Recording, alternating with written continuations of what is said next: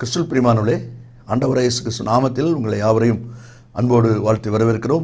இயேசு ஜீவிக்கிறார் ஊழியத்தின் சார்பாக ஒவ்வொரு வாரமும் இதே நேரத்தில் நீங்கள் கேட்டுக்கொண்டிருக்கிற ஜீவ வார்த்தை நிகழ்ச்சிக்காக கர்த்தரை ஸ்தோத்திரிக்கிறேன். மறவாமல் கேளுங்கள், அநேகர் கேட்க செய்யுங்கள்.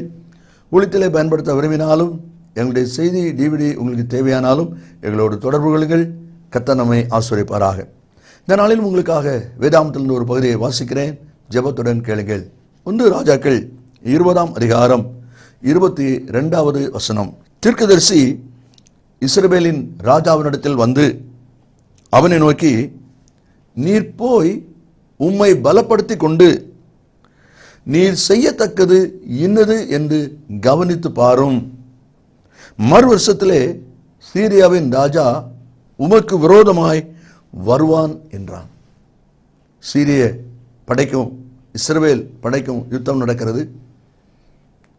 சீரியாவின் ராஜா பெனாதாத், இஸ்ரவேலின் ராஜா ஆகாப். அந்த யுத்தத்தில் கர்த்தர் சீரியரை இஸ்ரவேல் ராஜாவிடத்தில் ஒப்புக் கொடுக்கிறார்.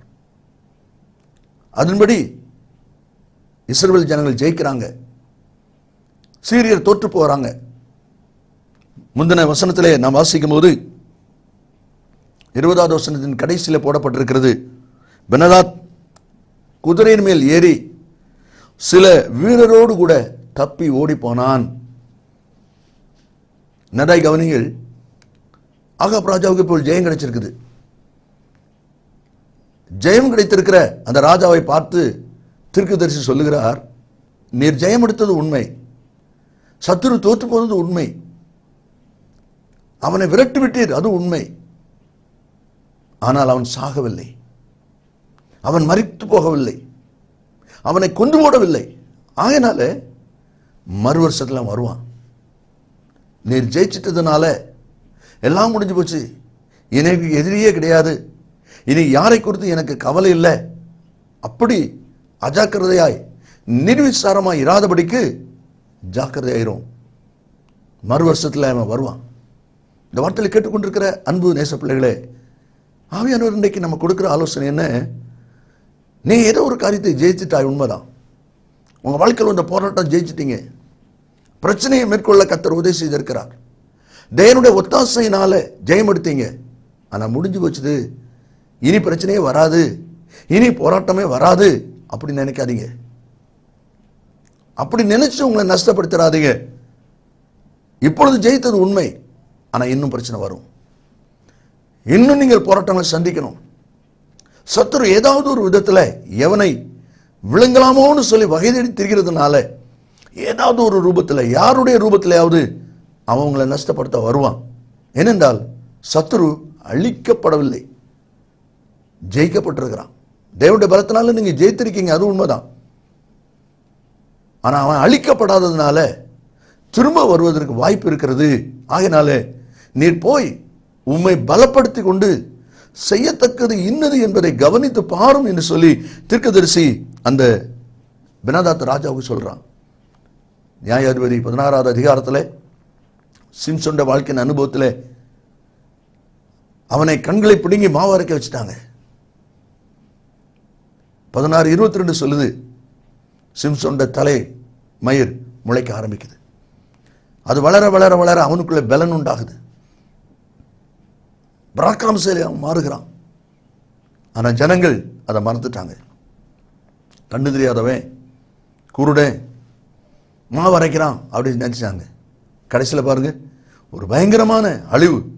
அவன் உயிரோடு இருக்கும்போது சாகடிச்சவங்களோட அவன் சாகும்போது சாகடிச்ச எண்ணிக்கை அதிகமாக இருக்கிறத பார்க்குறோம்.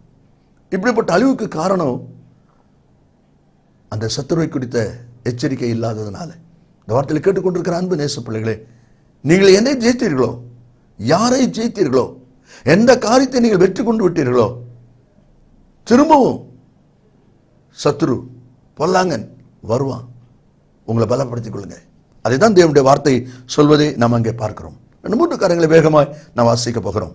ஆதியாகமம் 39ஆம் அதிகாரம் 7வது வசனத்தை நாம் வாசிக்கும் போது, போத்திபாரின் மனைவி யோசேப்பின் மேல் கண் போட்டாள் என்று வாசிக்கிறோம். யோசேப்பு நல்ல ரூபமுள்ளவனாக இருந்ததுனால அவன் மேலே இவள் கண் போடுறா. பாவத்துக்கு நேராய்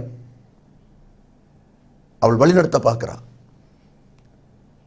அவன் எப்படிலாம் சுத்தி அவள் பாவத்துக்கு வாராளோ அதுலெல்லாம் இவன் தன்னை தப்பித்து கொண்டே வருகிறான், ஜெயித்து கொண்டே வருகிறான். 10வது வசனத்தில் நாம் வாசிக்கிறோம், அவள் நித்தம் நித்தம் அவனோட பேசினாள், நித்தம் நித்தம் அவனை தொடர்ந்து பிடித்து கொண்டே இருக்கிறாள். ஆனாலும் அவன் அதை மேற்கொண்டு வந்து கொண்டே இருக்கிறான். ஒரு சமயம் வரும்போது வீட்டில் யாரும் இல்லை, இவன் வேலை செய்து கொண்டிருக்கான்னு தெரிஞ்சு அவனை போய் அவளே பற்றி பிடிக்கிறான். அவன் வஸ்திரத்தை விட்டு ஓடிட்டான்.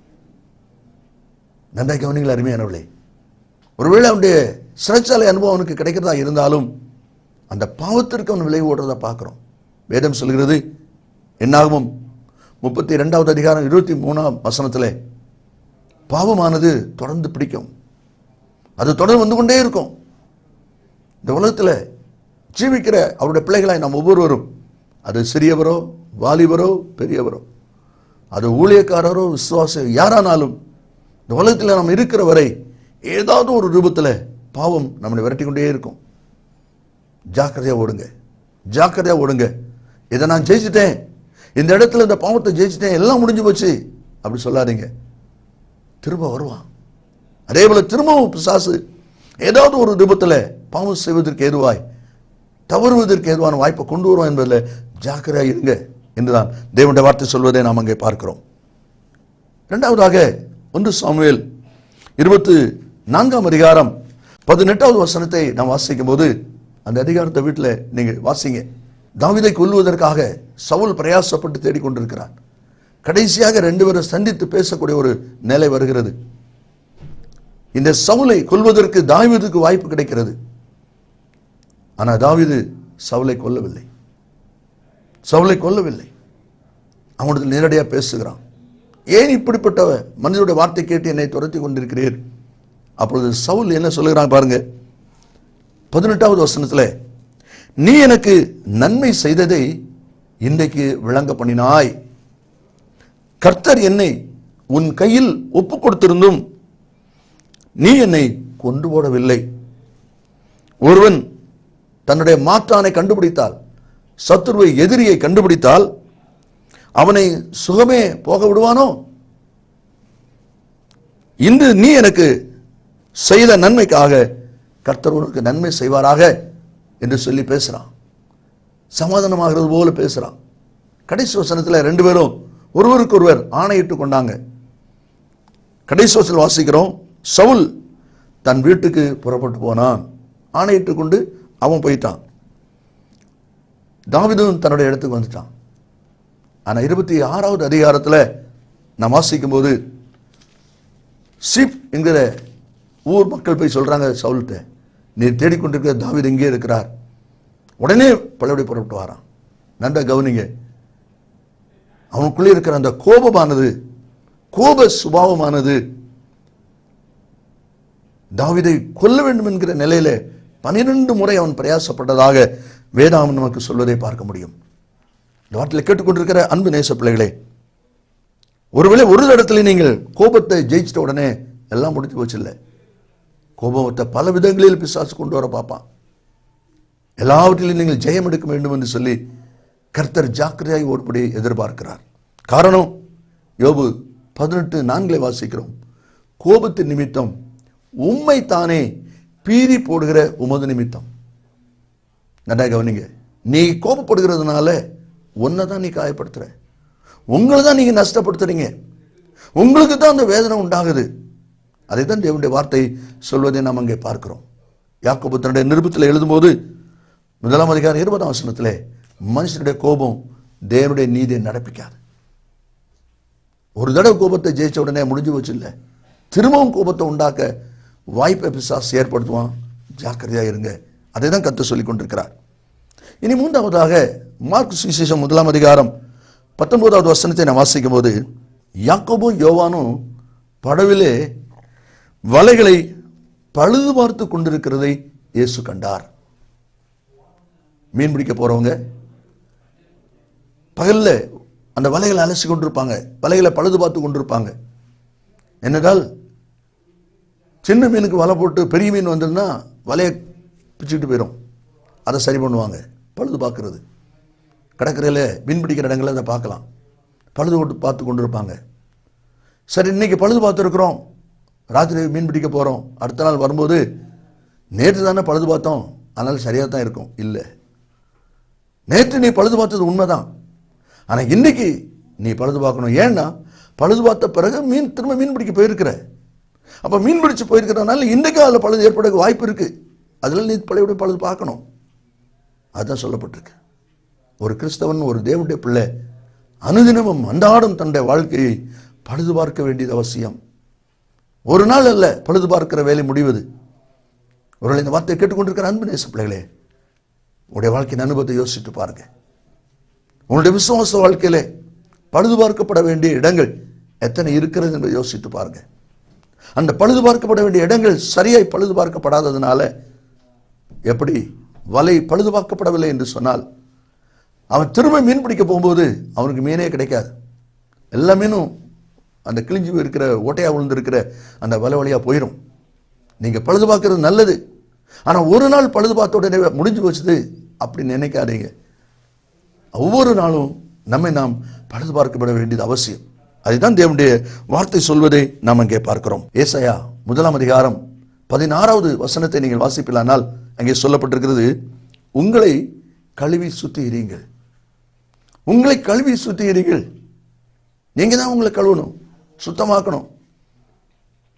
காரணம், நீதிமொழி 30:12 வாசிக்கிறோம், தாங்கள் அழுக்கிற கழுவப்படாமல் இருந்தும் தங்கள் பார்வைக்கு சுத்தமாய் தோன்றுகிற சந்ததியார் உண்டு.